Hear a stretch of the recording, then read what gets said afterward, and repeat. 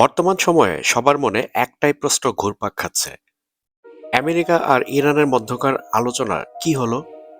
কোনো সমাধান হয়েছে? যুদ্ধ কি থামবে, না আবার শুরু হচ্ছে? ইরান কি আমেরিকার সব দাবি দাওয়া মেনে নিয়েছে? আমেরিকা কি ইরানের উপর থেকে সব অন্যায্য নিষেধাজ্ঞা উঠিয়ে নিয়েছে? মধ্যপ্রাচ্যে কি শান্তি ফিরে আসবে?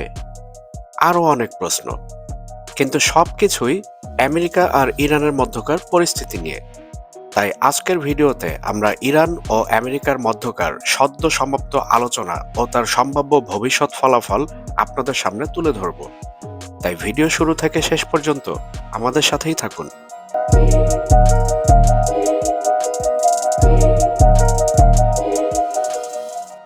ওমানের রাজধানী মাস্কাটে যুক্তরাষ্ট্র ও ইরানের মধ্যে প্রথম ও দ্বিতীয় দফার পরোক্ষ আলোচনা শেষ হয়েছে।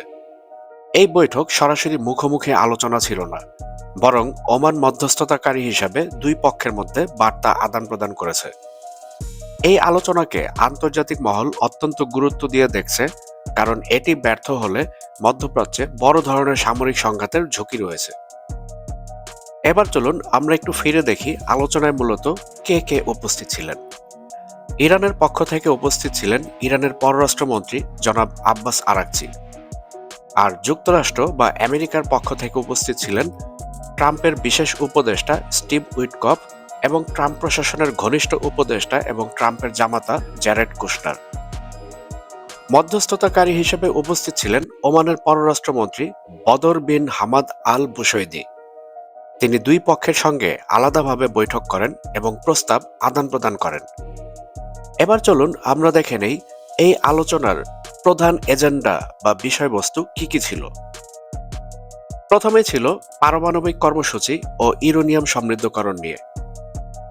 যুক্তরাষ্ট্র চেয়েছে ইরান ৩ বছরের জন্য ইউরেনিয়াম সমৃদ্ধকরণ সম্পূর্ণ স্থগিত করবে। সেই সাথে ইরানে বিদ্যমান ৬০% সমৃদ্ধ ৪৪০ কেজি ইউরেনিয়াম তৃতীয় দেশে হস্তান্তর করবে। ভবিষ্যতে সমৃদ্ধকরণ ১.৫%-এর নিচে সীমাবদ্ধ করতে হবে। ট্রাম্প প্রশাসন স্পষ্টভাবে বলেছে, ইরানের ভেতর কোনো সমৃদ্ধ ইউরেনিয়াম রাখা যাবে না।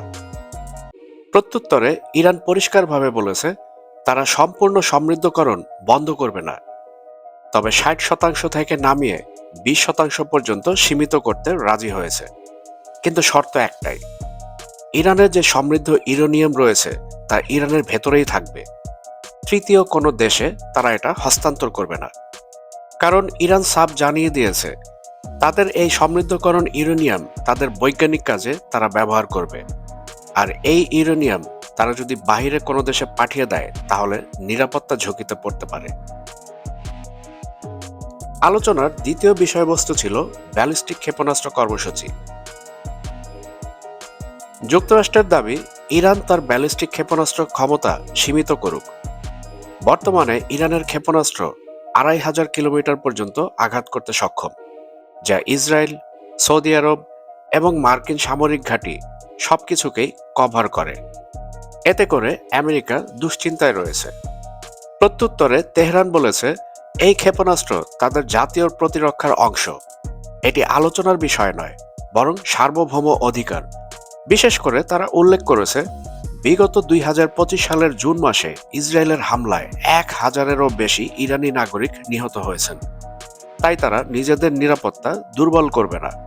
অর্থাৎ ক্ষেপণাস্ত্র ইস্যুতে কোনো আপোষ নয় এবং এটা আলোচনার কোনো বিষয়বস্তু নয়। তৃতীয়ত, আঞ্চলিক মিত্রদের প্রতি সমর্থন।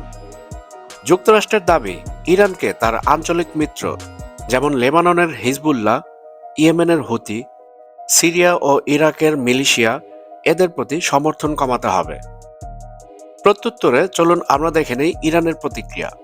তেহরান এই বিষয়টিকে নিজেদের অভ্যন্তরীণ ও আঞ্চলিক নীতিতে হস্তক্ষেপ বলে অভিহিত করেছে। তারা স্পষ্টভাবে এই বিষয়ে আলোচনা করতে অস্বীকৃতি জানিয়েছে। তাদের কথায়, এটা সম্পূর্ণই এই মধ্যপ্রাচ্য বা মিডল ইস্ট অঞ্চলের নিজস্ব নীতি, তাই তারা এখানে কোনো বিদেশি হস্তক্ষেপ মেনে নিবে না। এবার আসি চতুর্থ দাবিতে, অর্থাৎ মানবাধিকার ইস্যু।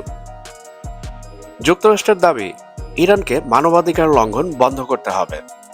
অর্থাৎ ইরানে বিদ্যমান বর্তমান সরকার বিরোধী যে আন্দোলন চলছে, সেই আন্দোলনে যারা সরকার বিরোধী অবস্থান নিয়েছে তাদের উপর কোনো প্রকার হামলা করা যাবে না এবং তাদেরকে বিচারের সম্মুখীন করা যাবে না।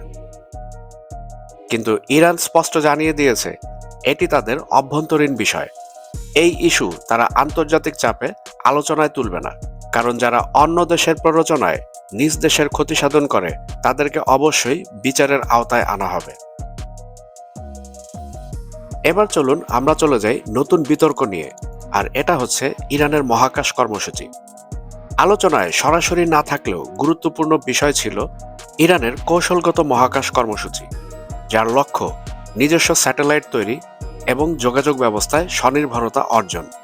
কিন্তু যুক্তরাষ্ট্র, ইসরায়েল ও পশ্চিমা দেশগুলো এই কর্মসূচি নিয়ে উদ্বেগ প্রকাশ করেছে, কারণ তারা মনে করে এটি ভবিষ্যতে সামরিক প্রযুক্তিতে রূপ নিতে পারে। বিশেষ করে রাশিয়ার সঙ্গে ইরানের ঘনিষ্ঠতা তাদের চিন্তিত করেছে।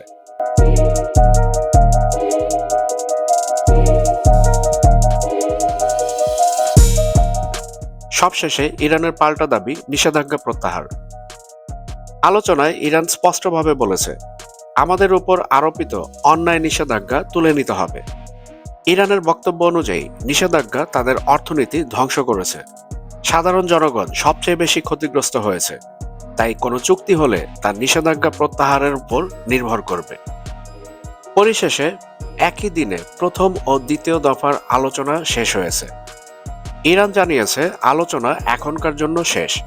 যুক্তরাষ্ট্রের কঠোর অবস্থান ও সামরিক হুমকির কারণে পরিস্থিতি অনিশ্চিত। আন্তর্জাতিক মহল যুদ্ধ এড়াতে কূটনৈতিক সমাধান চাইছে, কিন্তু বাস্তবতা হলো দুই পক্ষের মধ্যে গভীর অবিশ্বাস, বড় ধরনের মতপার্থক্য এবং সামরিক উত্তেজনা।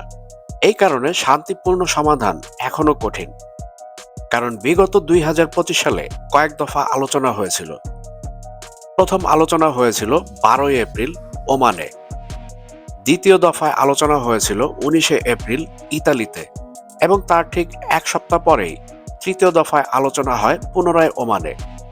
এবং 2025 সালের মে মাসে ট্রাম্প জানিয়েছিলেন দুই পক্ষ একটি চুক্তির খুব কাছাকাছি চলে এসেছে। এর ঠিক পরপরই চতুর্থ দফা আলোচনার ঠিক একদিন পূর্বেই ইসরায়েল ইরানের উপর হামলা চালায়। এরপর শুরু হয় 12 দিনের যুদ্ধ। যুক্তরাষ্ট্র ইরানের 3টি পারমাণবিক স্থাপনায় আক্রমণ চালায়, আর এই অভিযানের নাম দেওয়া হয়েছিল মিডনাইট হ্যামার। এর ফলে আলোচনা ভেস্তে যায়, অবিশ্বাস আরও গভীর হয় এবং উত্তেজনা চরমে পৌঁছায়। সাম্প্রতিক সময়েও একই উত্তেজনা বিরাজ করছে, বিশেষত মার্কো রুবিওর মন্তব্য। যুক্তরাষ্ট্রের পররাষ্ট্রমন্ত্রী মার্কো রুবিও বলেছেন, ইরানের সঙ্গে আলোচনায় ব্যর্থ হলে সামরিক পদক্ষেপ নেওয়া হবে। অপরদিকে মার্কিন প্রেসিডেন্ট ডোনাল্ড ট্রাম্প তিনি ইঙ্গিত দিয়েছেন যে ইরানের সরকার বিরোধী বিক্ষোভ দমন অব্যাহত থাকলে সামরিক হস্তক্ষেপ করা হবে। এদিকে ইসরায়েল একটি মহড়া চালিয়েছে, যেখানে 2000 ইরানি ক্ষেপণাস্ত্র হামলার পরিস্থিতি অনুকরণ করা হয়েছে। অর্থাৎ তারা বুঝিয়ে দিয়েছে যুদ্ধ খুব দ্রুতই শুরু হবে, এবং যখন ইসরায়েল এবং আমেরিকা ইরানে আক্রমণ করবে তখন প্রত্যুত্তরে ইরান অবশ্যই ব্যালিস্টিক মিসাইল হামলা করবে।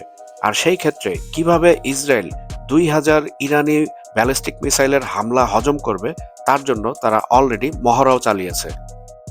সবকিছু বিবেচনা করে ইরানও পাল্টা হুমকি দিয়েছে। ইরান বলেছে যুক্তরাষ্ট্র বা ইসরায়েল যদি আক্রমণ করে তাহলে তারা আঞ্চলিক যুদ্ধ শুরু করবে, এবং এই যুদ্ধ কোনো ছোটখাটো যুদ্ধ হবে না, পুরো মধ্যপ্রাচ্য জুড়েই এটি বিস্তৃত হবে।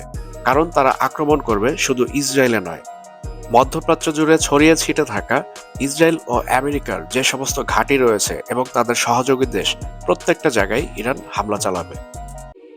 বর্তমানে যুক্তরাষ্ট্র ও ইরানের মধ্যে আলোচনা স্থগিত রয়েছে।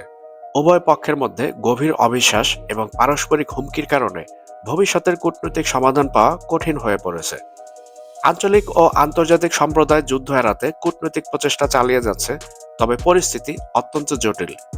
এই আলোচনার ফলাফল মধ্যপ্রাচ্যের স্থিতিশীলতা এবং বৈশ্বিক নিরাপত্তার জন্য গুরুত্বপূর্ণ, তবে বর্তমান পরিস্থিতিতে কূটনৈতিক সমাধান পাওয়া কঠিন হয়ে পড়েছে।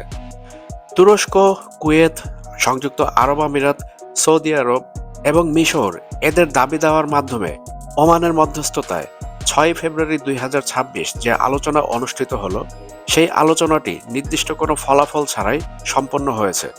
তাই বিশ্লেষকরা বলছেন আগামী কয়েকটা দিন খুবই গুরুত্বপূর্ণ, কারণ যে কোনো সময় যুদ্ধ শুরু হতে পারে। যুদ্ধ হবে কি হবে না এটা সময় বলে দিবে, কিন্তু এবারের আমেরিকা ও ইরানের মধ্যে যুদ্ধ শুরু হলে তা হবে খুবই ভয়াবহ। বন্ধুরা, আপনারা কি মনে করছেন কূটনৈতিক আলোচনার মাধ্যমে এই যুদ্ধকে কি থামানো যাবে, নাকি যুদ্ধের কালো মেঘ খুব দ্রুতই আবারও মধ্যপ্রাচ্যের আকাশ ছেয়ে যাবে? কমেন্টে আপনার মূল্যবান মন্তব্য অবশ্যই আমাদের জানাবেন। আর আমাদের ভিডিও ভালো লাগলে লাইক ও শেয়ার করবেন, আর আমাদের চ্যানেলটি সাবস্ক্রাইব করে all bell icon notification on করে আমাদের সাথেই থাকবেন। দেখা হবে পরবর্তী ভিডিওতে। ততক্ষণ পর্যন্ত সবাই ভালো থাকবেন, সুস্থ থাকবেন, বাংলাদেশকে ভালোবাসবেন।